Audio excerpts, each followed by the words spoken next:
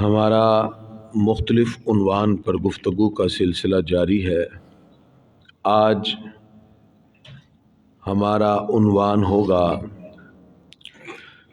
کہ دنیا پرستی اور آخرت سے غفلت کی وجوہات کیا ہیں۔ دنیا پرستی اس کیفیت کا نام ہے جس میں انسان کی ترجیح، محبت، فکر، محنت اور مقصد سب دنیا بن جائے اور آخرت پسے پشت چلی جائے، انسان صرف دنیا کو ہی سب کچھ سمجھے۔ یہ جو چیز ہے اسے دنیا پرستی کہا جاتا ہے۔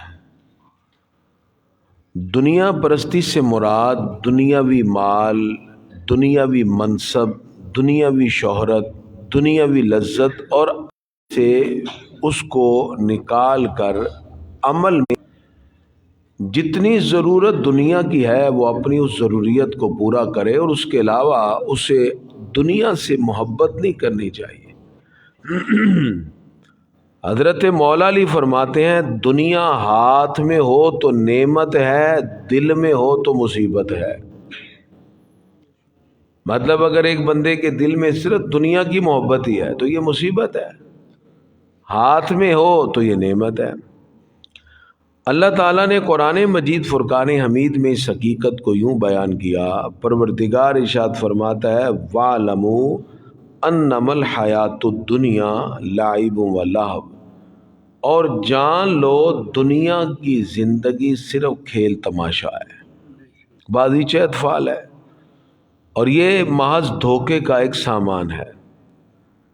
اس لیے کہا گیا کہ انسان دنیا سے بے رغبت رہے۔ آقا علیہ الصلوۃ والسلام فرماتے ہیں دنیا میں ایسے رہو جیسے مسافر یا راہ چلتا ہوا شخص ہے۔ مسافر کسی جگہ جائے وہ اس کا اصل گھر تو نہیں ہے، عارضی ہے، تو یہ دنیا بھی عارضی ہے۔ اور دنیا کی محبت ہر خطا کی جڑ ہے۔ انسان جب دنیا کی محبت بسا لیتا ہے تو اس کو پھر کوئی گناہ ہی نہیں، کیونکہ وہ تو سارا کام دنیا کے لیے کر رہا ہے۔ اور اسی وجہ سے ہمیں منع کیا گیا کہ دنیا کے دل نہ لگاؤ بلکہ آخرت کی طرف۔ اب یہاں ہم سب سے پہلے وہ اسباب ذکر کریں گے کہ آخرت سے غفلت کے اسباب کیا ہیں۔ ایک تو ہے جس کے دل میں منصب، مقام، دولت، پیسہ، مال، ان چیزوں کی ہرس پیدا ہو، یہ چیزیں بندے کو دنیا کی محبت میں ڈال دیتی ہیں اور آخرت سے غافل کر دیتی ہیں۔ نمبر دو، لمبی امیدیں۔ شیطان کا کام ہی یہ ہے کہ بندے کو لمبی امید، کہتا ہے کوئی گال نہیں، اب رمضان المبارک بابرکت گھڑیاں شروع ہونے والی ہیں، بعض لوگوں کو کہیں چلو کوئی بات نہیں جی ابھی تو پہلا عشر ہے نا، جمعے سے ہم تراویح شروع کریں گے۔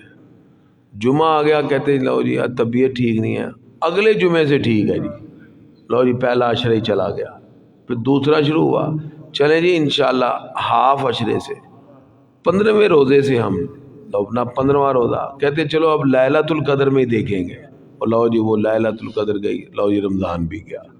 لمبی امیدیں انسان کے ذہن میں یہ چیزیں ڈالنا، ابھی تو بڑا ٹائم پڑا ہے، کل پرسوں، یہ چیزیں دنیا کی محبت اور آخرت سے غفلت کا سبب ہے۔ پھر گناہوں کی کثرت، اتنا انسان گناہوں میں ڈوب جائے، صبح سے رات تک ہر وقت گناہ میں ہی ہے، یہ چیز بھی دنیا کی رغبت اور آخرت سے غفلت کا سبب ہے۔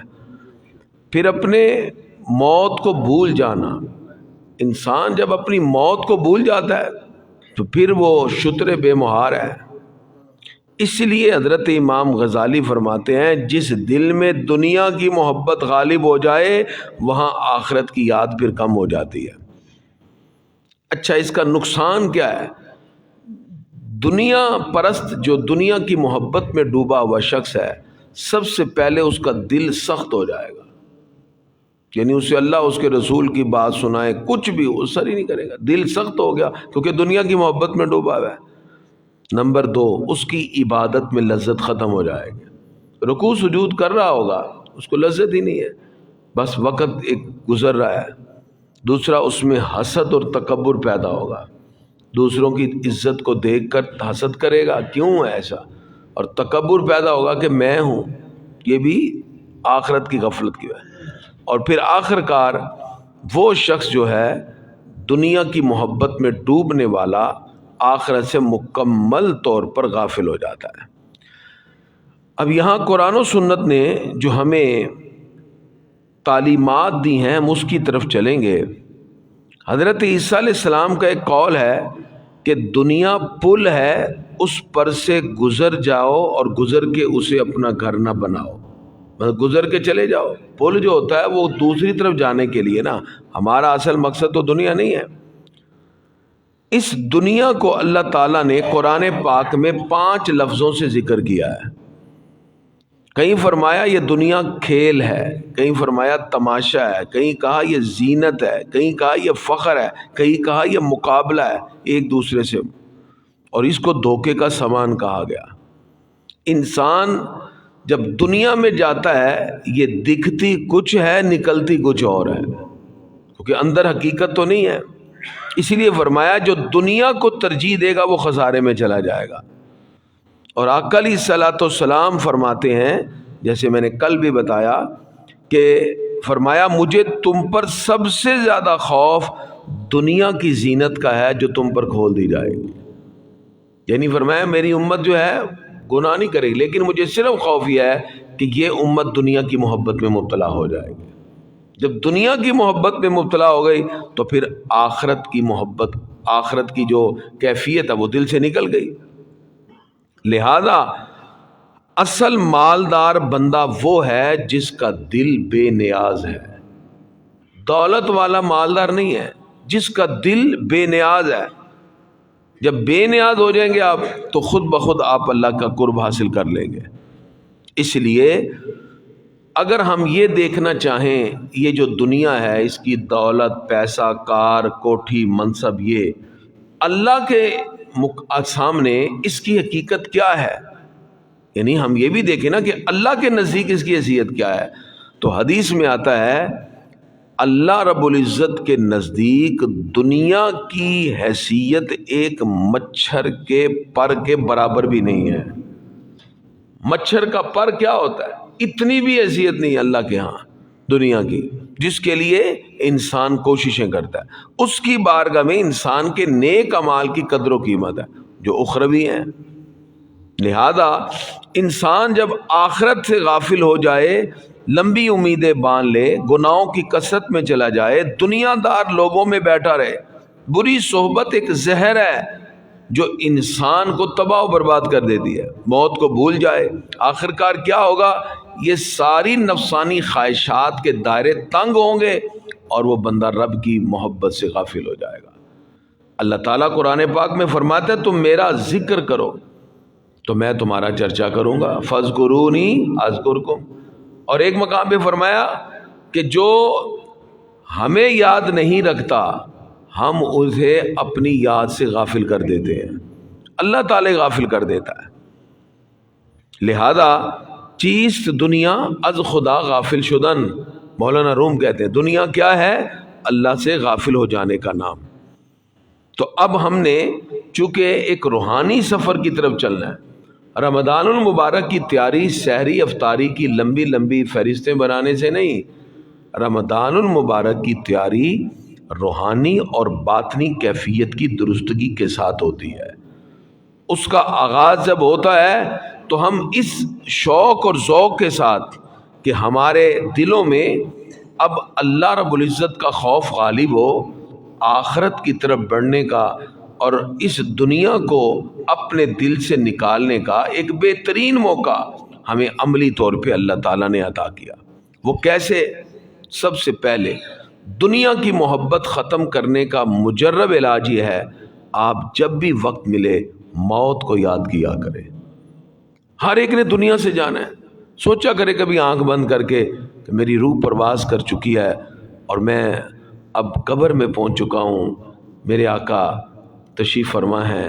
حضور صلی اللہ علیہ وسلم کے بارے میں پوچھا جاتا ہے ما کنت تقول فی ھذا الرجل، بتائیے ان کے بارے میں اپنی دنیا میں کیا کہتے تھے، ہم کیا جواب دیں گے. یہ جو موت کو یاد کرنا ہے، ہمارے آقا علیہ الصلوۃ والسلام فرماتے ہیں لذتوں کو ختم کرنے والی چیز کو کثرت سے یاد کرو، یعنی موت کو. ٹھیک ہے جی، دنیا کی محبت ختم کرنے کا پہلا مجرب علاج موت کو یاد رکھیں. دوسرا، ذکر کی کثرت کریں، اللہ کا ذکر کی کثرت سے کریں، اس سے دنیا دل سے نکلے گی. تیسرا، اپنا تعلق قرآن سے جوڑیے. اب رمضان المبارک ہے، تراویح کے بعد خلاصہ قرآن ہے، اس کے علاوہ آپ قرآن مجید کو سمجھیے. پھر اللہ تعالیٰ جو آپ کو رزق دیتا ہے، دولت پہ، اس میں سے کچھ خرچ کریں جو حسب توفیق ہے. جب آپ اللہ کی راہ میں خرچ کرتے ہیں، اس سے دنیا کی محبت کم ہوتی ہے، آخرت کی توجہ بڑھ جاتی ہے. کیونکہ اپنے ہاتھ سے اپنے پیسوں میں سے نکال کے دینا مشکل کام ہے. صدقہ و خیرات کریں. اور پھر محاسبہ نفس، ہر روز رات کو سوتے ہوئے 3 سوال ضرور اپنے سے پوچھا کریں.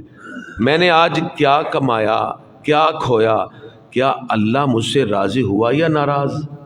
3 سوال، یعنی میں نے اپنے سارے دن میں آج کیا ایسا کام کیا جس سے میرا دل مطمئن ہے. دوسرا، مجھ سے کون سی ایسی خطا ہو گئی کہ جو مجھے نہیں کرنی چاہیے. تیسرا، کیا آج کوئی ایسا کام تو مجھ سے نہیں ہوا جس سے اللہ مجھ سے ناراض ہو گیا. یہ 3 سوال پوچھ کے سویا کریں.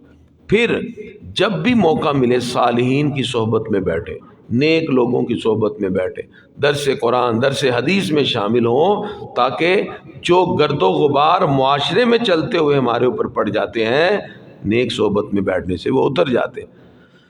اور حقیقی مومن کا معیار یہ ہے، پنجابی میں کہتے ہیں نا، ہاتھ کار والے تے دل یار والے. دنیا ہاتھ میں اور آخرت دل میں ہے. دنیا بھی تو ظاہری بات ضروری چیزیں تو ہیں نا، آپ نے اس کے ساتھ تو چلنا ہے. تو خلاصہ کیا ہے، دنیا پرستی اصل میں ایک دل کی بیماری ہے جو انسان کو دنیا کی محبت میں ڈال کر اللہ رب العزت سے غافل کر دیتی ہے. اس کا علاج کیا ہے؟ آخرت کی یاد. آخرت کو یاد کرے، ذکر الہی، صحبت صالحین اور قناعت اور محاسبہ نفس، سیلف اکاؤنٹیبلٹی. تو جو شخص دنیا کو مقصد بنا لے گا وہ خسارے میں گیا، اور جو دنیا کو وسیلہ بنا لے گا وہ کامیاب ہو جائے گا. یہی دنیا وسیلہ بنتی ہے آخرت کی. یعنی ہم اگر اس کو مثبت انداز میں رکھیں، لوگوں کے ساتھ اس نے سلوک سے پیش آئیں اور اس کی عظمتوں کو تسلیم کرتے ہوئے اس کی قدرتوں پر یقین رکھیں، تو کامیابیوں کا سفر بہت اچھے انداز میں طے ہونا شروع ہو جاتا ہے. گرامی قدرات، آپ کی اس مسجد میں الحمدللہ ایک عرصہ سے ہم نے یہ سلسلہ رمضان المبارک کی بابرکت گھڑیوں میں جاری کیے ہوئے ہیں. آپ بھی انشاءاللہ 2026 میں ہماری کوشش ہوتی ہے کہ رمضان المبارک میں چونکہ افراد کا مسجد کی طرف رجحان کثیر ہوتا ہے، نوجوان نسل کا بھی، تو لیکن اب وقت ایسا ہے کہ ہر ایک کے پاس اتنا وقت نہیں، تو ہم مختصر وقت میں آپ کی اس مسجد کے اندر انشاءاللہ رمضان المبارک کے آخری روزے تک ایسے موضوعات جس کی بڑی ضرورت ہے، چونکہ میرا سارا دن نوجوان نسل کے ساتھ تعلق رہتا ہے، اور ہم جب ان کے حالات دیکھتے ہیں حیرانگی ہوتی ہے کہ ان کو اسلام کی بنیادی معلومات کا بھی علم نہیں. اس کے لیے ضرورت ہے کہ کوئی ان کو ایسا پلیٹ فارم دیا جائے. ٹھیک ہے نا، ہمارا مقصد صرف اللہ کی رضا کے لیے ایک پلیٹ فارم دینا ہے، اور ہماری طرف سے فرض ادا ہو جائے گا. ٹھیک ہے نا، اگر مؤذن نے اذان نہ دی تو اس کی پکڑ ہے نا، اس کا کام اذان دینے کے بعد ختم ہے. اب نمازی آئیں گے تو نماز پڑھ لیں گے. ہمارا کام بھی صدائے حق کو بلند کرنا ہے. مثلا ہمارے معاشرے میں اب اتنے گناہ بڑھ چکے ہیں کہ گناہ کو اب لوگ گناہ ہی نہیں سمجھتے. بے حیائی اتنی بڑھ چکی ہے کہ بے حیائی اور عریانی اور فحاشی کی وجہ سے آپ دیکھیں کتنے مسائل ہمارے معاشرے میں پیدا ہو گئے. تو اس حوالے سے ہماری جو پچھلے سال سے روٹین جاری ہے، اذان کے بعد ہم مختصر سی نشست انشاءاللہ وہی 10-12 منٹ کی ہوگی، اور نماز فجر کے فوری بعد پھر انشاءاللہ ہماری 10-12 منٹ کی نشست ہوگی. اس کے بعد پھر ہم سلام کا شعر پڑھیں گے 1-2، اور پھر مجموعی طور پہ دعا کر کے ہم نے سحری کے بعد سے لے کر جتنی عبادت کی ہوگی اس سب کی ایک آخر میں دعا ہوگی، اور ساری اجتماعی دعا کے اندر عبادتوں کو اکٹھا کر لیا جائے گا. ہمارا اذان کے بعد بیٹھنا بھی عبادت ہے نماز تک، نماز پڑھنا بندگی ہے، نماز کے فوری بعد ہمارا جو درس ہے وہ بھی عبادت ہے، اور درس کے فوری بعد پھر سلام پڑھیں گے، اور ساری عبادت کی اکٹھی ایک مجموعی دعا کر کے اس کی بارگاہ میں عرض کریں گے کہ یا اللہ ہماری ان کاوش کو قبول کر لے، تاکہ آنے والی یہ نسل جو ہے یہ دین کی راہ کی طرف مزید گامزن ہو سکے. اللہ تعالی ہم سب کو اخلاص اور للہیت کے ساتھ جاری شدہ پچھلے کئی سالوں سے یہ جو سلسلہ ہے اس کو ایسے ہی قائم دائم رکھنے کی توفیق عطا فرمائے. بسم اللہ الرحمن الرحیم. الحمد للہ رب العالمین والعاقبۃ للمتقین والصلاۃ والسلام علی خیر خلقہ محمد وآلہ واصحابہ اجمعین. پروردگار جتنے افراد دعا میں شریک ہیں سب کی حاضری اپنی بارگاہ میں قبول فرما. یا اللہ گھروں میں اسپتالوں میں جو بیمار ہیں انہیں صحت یابی عطا فرما. پروردگار یہ سلسلہ لوگوں کی تربیت اور اصلاح کے حوالے سے ہر رمضان المبارک کو ہم اہتمام کرتے ہیں. پروردگار ہماری اس کاوش کوشش کو اپنی بارگاہ میں قبول فرما. ہم میں سے ہر شخص کو اپنے اپنے حصے کا کام کرتے ہوئے اس امت کی اصلاح کی کوشش کرتے رہنے کی توفیق عطا فرما. جو لوگ ذوق سے شامل ہوتے ہیں آپ کو دعوت دیتے ہیں، ہم سب کا آنا بیٹھنا کہنا سننا پروردگار اپنی بارگاہ میں قبول فرما. وصلی اللہ تعالی علی خیر خلقہ محمد وآلہ واصحابہ اجمعین برحمتک یا ارحم الراحمین.